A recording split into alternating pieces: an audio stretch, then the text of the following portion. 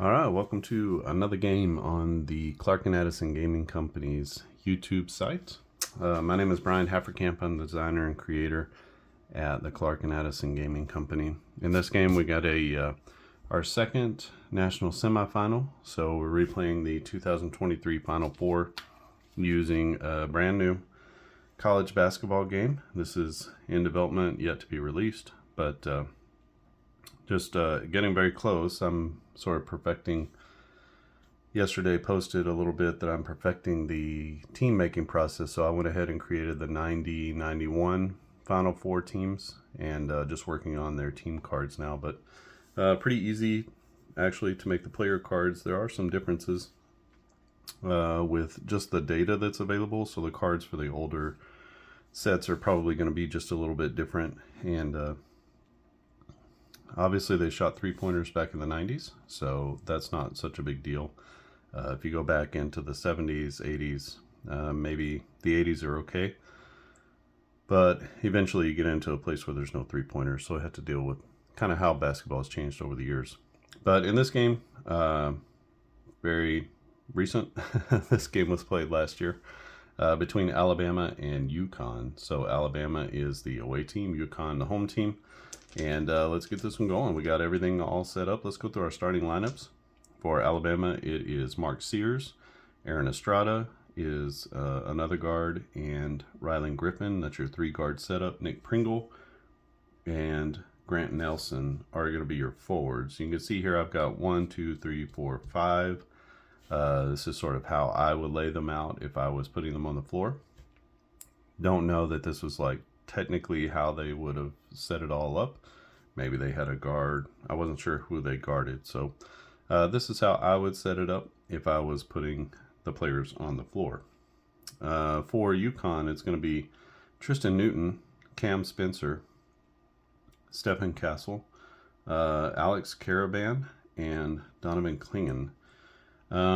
If you see a star next to a player's name, you see these two guys have stars. That means that they are All-Americans, which doesn't do anything as yet in the game, but I did want to just acknowledge who the All-Americans are. In the Duke UNLV game from 1990, 1991, there were a lot of All-Americans. I think there were three All-Americans in that game.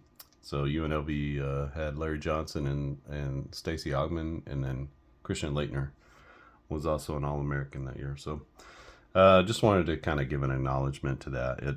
It has no effect on gameplay at this point. Alabama 25-12 on the season, 13-5 in conference, and they are in the SEC, and UConn in the Big East, and they were 37-3, 18-2 in conference in 2023-24. So let's get this one started. For the tip-off, we choose who we want to be in the tip-off. I'm going to put Klingen against Grant Nelson.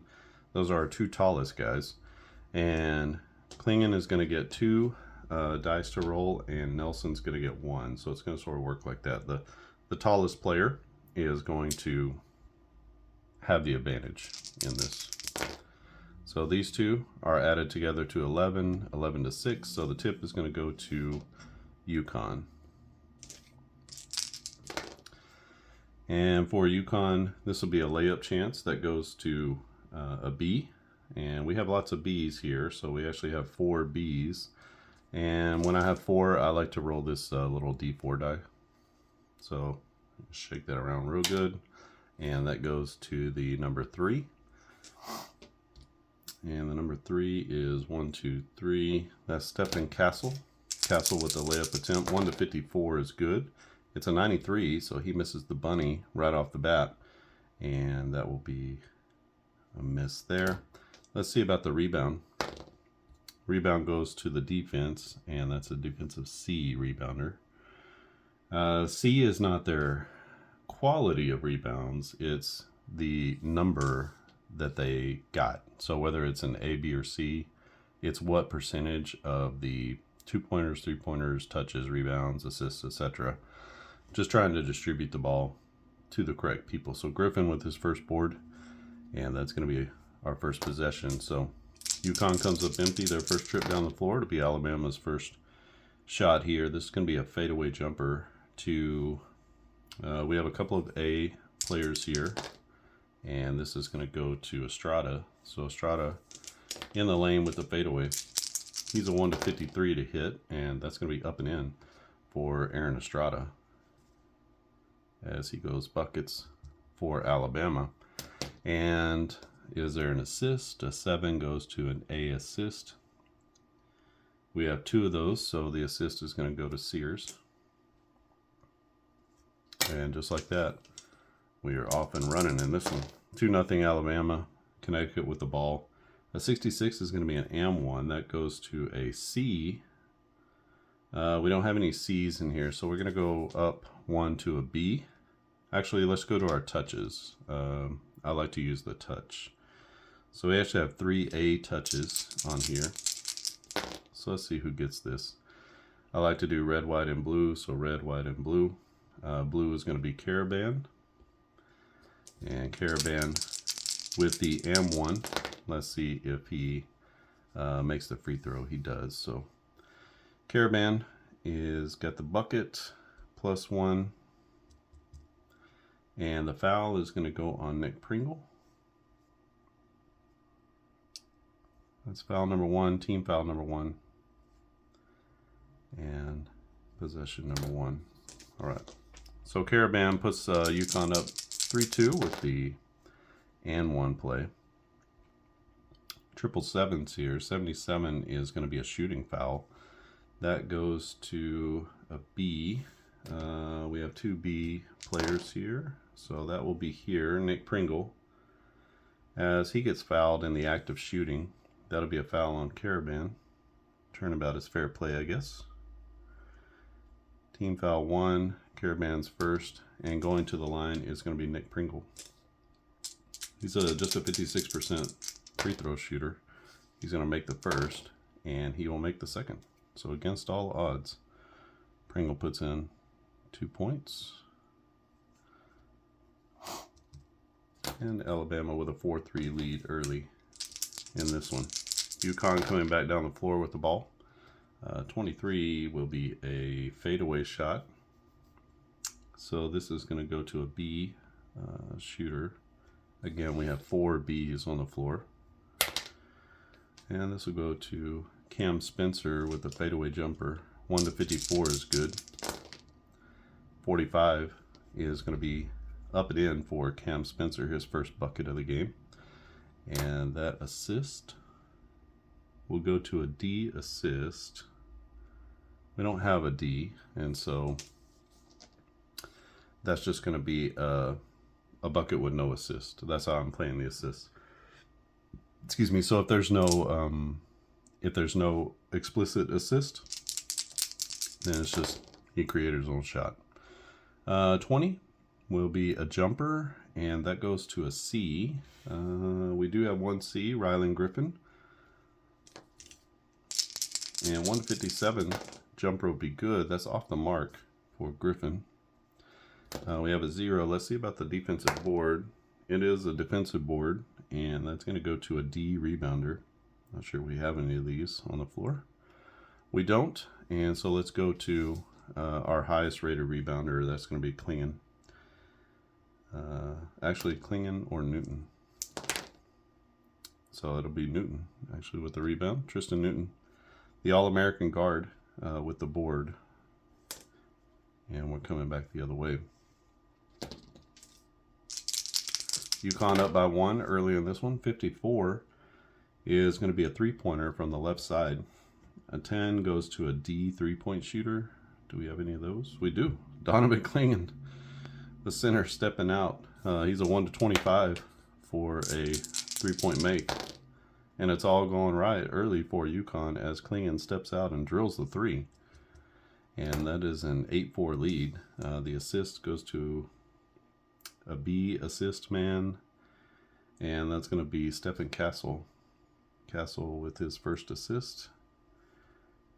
And we head back down the floor. 8-4 our score early on as UConn stepping out to the 3 and drilling them. 32 will be an assist. So first we look for who's the assist. The assist goes to an A And we've got 2 of those. It is, so a 10 and a 1. The assist is going to go to Estrada.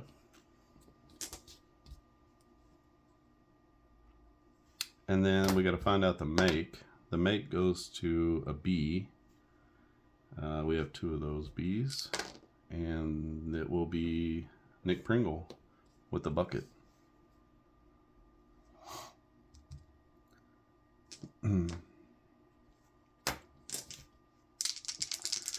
8-6 our score early in this one between Alabama and UConn. A 35 is going to be another assist. So this is an assist to a B. We have 1. That's going to be Stephen Castle. That makes it easy. That's his 2nd assist of the game. And the bucket goes to an A player. We only have 1 2-pointer for an A, and that's going to be Donovan Klingen for 2.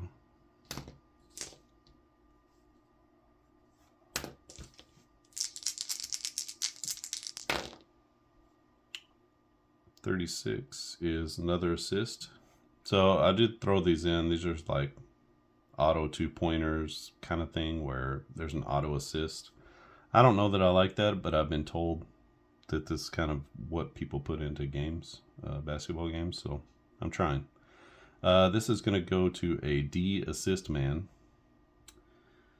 We don't have a D, but I'll give it to the highest rated assist player. That's going to be either Sears or Estrada.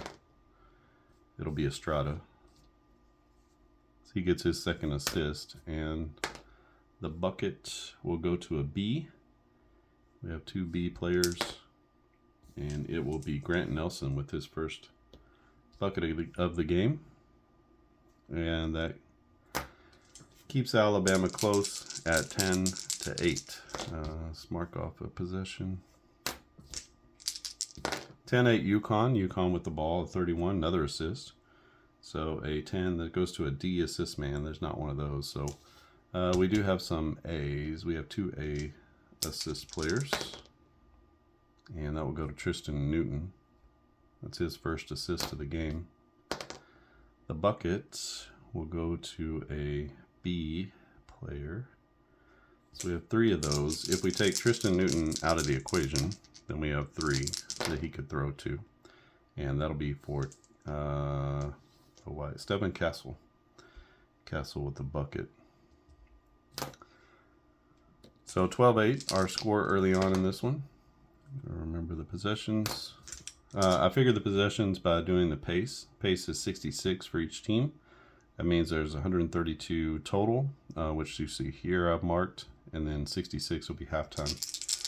Each of these squares here is going to be a time to figure out playing time on the floor, just to make sure that I get everybody in. Each of these 10 unit blocks is, I figured it out, it's 2.8 minutes, which is like 2 minutes and 48 seconds. So you go 1 to 10, that's about 2 minutes and 48 seconds. From 10 to 20, the same thing, or 11 to 20. So you can kind of figure out your blocks of time in that way. And I've got the minutes per game for each of the players, and how many minutes per game that they played. You know, these 2 guys are playing 33 out of 40 minutes, 27, 31 for Caravan, and 23 minutes for Klingen. We got all of our players here who are on the bench. So these 3 guys are the ones who got into the game. These are the ones who dressed for the game. So I don't want to limit myself, but I will stick to mostly like who played in the game. All right, for Alabama, it will be an 81. 81 is a non-shooting foul. That goes to a D. We don't have any D players, so I will go with the touch. He's an A touch. So a non-shooting foul on Tristan Newton.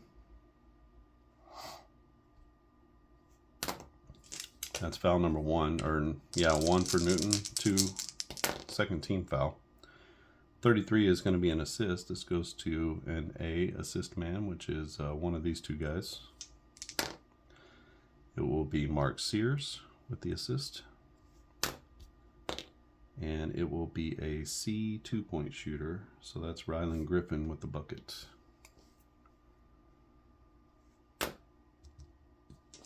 You can see I have a little timer here. That's just how much time I have to play this morning. Just want to make sure I'm not going way over time here. 72 is a shooting foul. So a shooting foul, and it'll be an A 2-point shooter. So it's going to be Klingen. And that foul will be on Grant Nelson. That's his first, as he hacks clean going up for the shot. And that will be 2 free throws. 1 to 58 is a make for him. So he makes one. And he misses the second. So we have a make and a miss. And so we need to figure out our rebounding. It's an offensive rebound. That goes to a D rebounder. I don't know if we have any of those. We don't have any D rebounders, so we'll give it to the next highest, who's not the shooter. So we have a couple of B rebounders. So let's give it to Stephen Castle. So Castle with the, actually Caravan. It's the second one. Caravan with the board. And that's an offensive rebound. We don't do the possession because we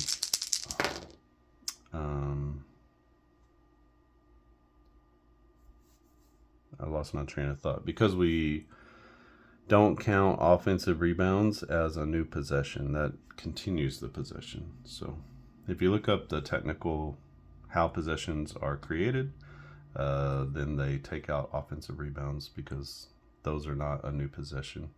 In fact, in the old 90-91 set, I have to actually run that possessions formula and figure out how many possessions per season, per game are in each, just so I can figure out some of the different values that I need to use. So I didn't keep track of possessions or anything like that. I have to try to figure out the pace number. I'm not quite sure how I'm going to do that. I got the possessions, but I don't know how to do possessions per 40 minutes and get the right thing. So I'm still working on that one. Okay.